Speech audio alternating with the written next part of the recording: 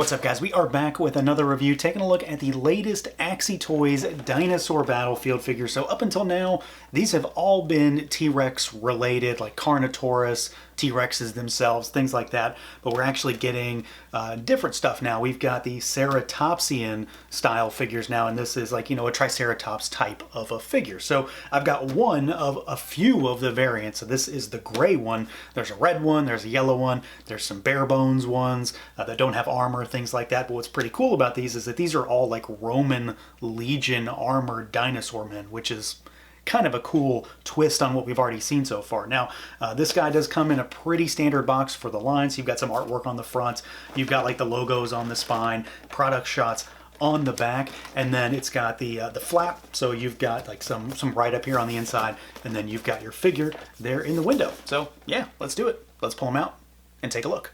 And here we go, out of the package, our AxyToys Dinosaur Battlefield Ceratopsian figure. And this guy is one of the deluxe figures. So there's deluxe and standard. Standard don't have the armor. Deluxe have the armor. There's variants across both sets. Different types of Ceratopsians for each different figure. You know, so that means like different frills on the head. And then some armor differences as well, along with accessory differences, a lot of color palette swaps, things like that. So there are, for all intents and purposes, multiple unique figures that kind of are themed together to be the same general type of dinosaur. So let's see what this guy can do, see how he moves around. If you've gotten some of like the Carnotaurus, like the Carnotaurus or the Carnotaurus leader, you probably know what to expect for the most part here. That said, these are also different because they're very chunky in comparison to the other figures that have been fairly lean, except for that big, humongous, bulky T-Rex they did. This is probably the bulkiest, you know, regular figure that isn't some big monster deluxe. So we've got heads that go up pretty far. They go down pretty far. You've got tilt side to side. It's a long barbell joint in there. You've got swivel, but it's, you know, more of a quizzical swivel because their heads jut forward. Arms out at the shoulders. They, of course, swivel in there. You do have some butterfly movement. You've got your bicep swivel. Elbows on these guys, and I'm keeping the armor on because that's the whole point of this figure. Deluxe have the armor, right? So that's only about as far as those elbows are going to go. They don't go more than, they don't even go 90. And that's mostly because, one, they're super thick arms, and two, you've got this big thing in the way, and it actually does cover the joint a little bit. We've got ball hinges for the wrist, so up and down in any direction, just move the joint, and then you've got swivel there. We've got a diaphragm cut, which allows for swivel at the diaphragm. You've got some tilt side to side. We've also got a ball socket, so down there is a swivel at the waist, and then you've got forward and backward. This works okay, but again, the armor is going to get in the way of articulation on these guys. There's just no way around it. They work fine, they do move, and of course, you know, they will move better if you take the armor off, or we're talking about the standard ones. But in the context of the deluxe, the armor is going to get in the way. It always does, and it's sitting over top of the figure. They're all floating pieces. So we've got our legs that go out. They do kick forward pretty much all the way. They go backwards. You got a thigh twist up there. There are double jointed knees, but they pretty much only go to 90 when you've got the armor on them. And then down at the ankles, this might be the one area that's the most restricted. They do have some rocker, and then they do have hinge. It's mostly on the back, though. The front, because you can see this armor piece is curved. It sits over top of the toes. It's really not going to allow for a great deal of movement there. And then he does have a tail, which is very reminiscent of some of the ones like the Carnotaurus figures have. So up and down, and then it's also got a wire in there, but it's really short and stubby, so I'm not really sure it's going to move all that much. It doesn't really want to. So he moves fine. Like it's moving it basically exactly what I expected it to do. It does have limitations when all the armor is on. But again, that's the whole point of buying this version or this subset of this line, is to get all the cool armor and have your dinosaur look like a Roman legionnaire or a commander or whatever you want to call him, in comparison to him being mostly naked. So you've got couple different options when it comes to making this thing move. Take the armor off, it's going to move better. But if you want it to look this way, you are going to have to deal with these limitations. And that said, I do think the limitations posed by the armor are a bit of a decent trade-off, at least for me personally. When it comes to these figures, I don't go into them expecting them to be the most mobile or dynamic thing out there. I'm interested more in the completed look with all this stuff on them. Because from the start, when we got those, you know, very barbarian style of dinosaurs from AxyToys, that was one specific kind of thing and one specific kind of look. This is them going in a very different direction. Like this is, I mean, it's obviously Roman legion inspired, especially when you get into some of the accessories that are included across the board. But just in general, this is a very Roman-esque type of look and setup. What I do really like about these figures in comparison to the previous figures, and it's one thing I've kind of harped on with some of them in the past, is that with the T-Rex style figures, they all have like a million pieces that have to be attached or pegged in somehow to complete the armor, and they don't really include accessories, and it can be a little bit difficult to figure out what goes where. This guy doesn't really have that much. He does have some stuff, so you've got like these little embellishments on the knee pads, these little embellishments on the top of the bracers, and then you've got to peg things in like this, like there's like a fleur-de-lis kind of looking thing up here, and these little, you know, ornamental things. That's about it though. There's really only about like 8 or 9 of them, versus, I don't know, that big T-Rex had like 20 plus things, I want to say. It was pretty intense. So you've got less to deal with, I suppose, when it comes to this figure. You don't have to put every single thing on him, which I do really like. But I like the idea here, and I think it's executed fairly well. The one area that I probably don't like the most here is this cape. I like the idea of this little short half cape, but it's really flimsy. It is wired, so you can, you know, you can pose it, but there's not a lot to it. It's not the greatest fabric. That's probably the one area that I'd say needs a little work if they go forward with more soft goods later, is that we could use a little bit more robust fabric, but it gets the job done, especially when you're like just want a little bit of cape poking out from the back. Like that looks fine to me. What I really like the most though is just the idea of it being the Ceratops style figures and dinosaurs. So we've got an obvious sort of clashing of clans or types of dinosaurs now with, and you know, I'll bring one in right now just so you can see exactly what we're talking about. So this, I want to say this is the Carnotaurus leader or one of them. It's honestly been a while, I can't remember. So you can see they're fairly comparable when it comes to height and size. This guy's a little bit leaner. He's still pretty bulky, but this guy is definitely chunky and thicker and very much, you know, seems a little heftier by comparison.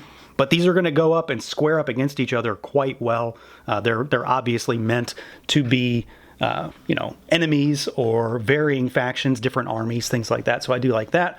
He does have a well, everything is removable. Let's start there. Everything is removable on this guy. If you want to start taking things apart, pop the hands off, pull the bracers off, pop the feet off, pull the, you know, the shin guards off, things like that. The pauldrons are pegged into the back, and you have to put those pegs in yourself, but that's fairly simple. The helmet is also removable, so if you want to see the actual dinosaur head, you can do that. It's got an open mouth with some incredibly impressive looking teeth in there. I really like that. The horns are removable if you for some reason don't want them in there, but there will be holes.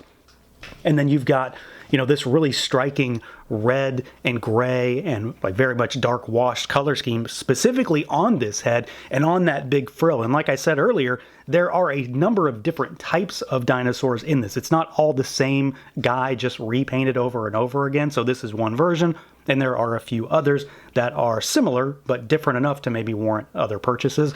But I think in general, the idea that we started with the Carnotaurus and of course leading up to that big T-Rex on that side of things, I think has progressed pretty well into the Ceratops side of things, because any day of the week, I prefer these kind of dinosaurs. Like there's a lot of, you know, more herbivore style dinosaurs that I really like in comparison to carnivores. So I'm really curious to see what else we might get. You know, a Stegosaurus down the road or an Ankylosaurus would absolutely win me over in every single way. But I do think this guy looks really cool. He definitely seems more like, you know, like maybe like a commander or a battalion leader. Definitely not the big guy in terms of the Ceratops. There are others that seem a little bit more regal by comparison based on their colors and what they come with. But I think this guy looks pretty neat, and he still continues that same trend that we've seen of a lot of removable armor, lots of little adornments, not as many this time, and then a really cool looking base body underneath if you want to go the route of getting those standard figures. Now, as far as accessories goes, this guy is pretty well loaded. I'm pretty happy with the spread here. He's got a couple pretty wild accessories, honestly. To start with, we do get some extra hands, so he's got slightly tight gripping hands on him in the box. There's a set of wider gripping hands, which honestly, I'm not sure these are truly needed in my experience thus far, but you've got the option. And then he's got a set of pointing finger. They look kind of like trigger finger hands, and I know one of these comes with a crossbow, so that might be what it actually is, but on this guy, it's going to be a pointing finger hand. We get a belt that you can strap over top of him, and this would also play a dual role. So you can put this over him, it'll break him up a little bit. You've got this, it's kind of like faux leathery. It's a real belt, so it's got a buckle and all that stuff. So wrap that around it, but then you can also use that to attach his dagger. So this, it looks like a monstrous thing because it's a really big accessory, but it's just a dagger for him, or at least maybe a short sword, we'll say. And you've got the sheath for him, and then you've got this here with a little bit of ornamentation on it and a gold handle and hilt. It's just a really thick, kind of weird looking dagger, but I think it's kind of cool. We get this guy. So this is his like spear, which makes me think this guy is like more like a legionnaire or commander or something like that. The actual rod itself is metal, and then you attach the spikes on the bottom and the end, which are different from each other. These are just plastic, and this piece actually floats, so you can move the handle up and down to suit wherever he's going to hold it, which it's a minor thing, but it really helps posing this accessory, just to be able to have him hold onto this and have that move with it, and he never really loses his grip. So I do really like that. That's a fun little quality of life change there. And then we get, it's a shield, but it's the biggest, literally, accessory that we've got. Then we've got this. So this is obviously like a Roman style of shield, and it's enormous. You've got this little ornament that you put on the top, on the front of it, so you actually peg that in. It's got a grip here and then a grip here, so you've got two different options in terms of how you want him to hold it. And if you can see it, if you can see the light poking through, maybe not a little bit, there are holes all over this, and they're really hard to pick out unless you've got a really lit area with them. So they kind of hide themselves well, but what they're meant for are these. So I'm not going to get all of them out just to show you, but you can see it here momentarily. He has a number of arrows that will peg into this to fill all of these holes. So you've also got some that are broken too, which I really like. And they don't end in a point, they actually end in a peg, so they will fit in here perfectly, which typically something like this, I'd be kind of concerned that these are going to flip and flop all over the place, but they stick in there really, really well, and there's a lot of them. So you've got a way to actually showcase him in battle against something that's firing arrows at him. And I just think that's cool. That's a fun little accessory, fun little idea when it comes to showcasing that. So that's really cool as well. Overall, he's got a lot of cool stuff. It's not an overwhelming amount of accessories, but at the end of the day, I think he's got pretty much everything you need to kit him out with a very Romanesque type of accessory set.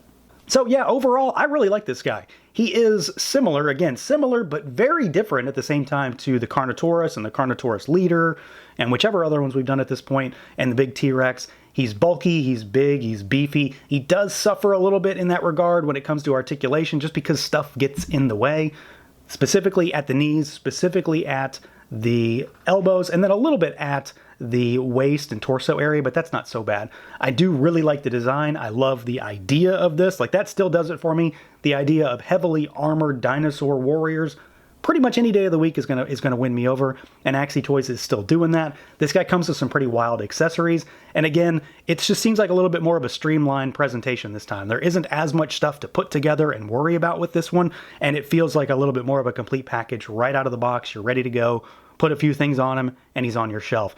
And he looks pretty cool to boot. So that's going to do it for this look at the AxyToys Dinosaur Battlefield Ceratopsidae. Let me know what you guys think. Feel free to like, comment, subscribe, and share, and until next time.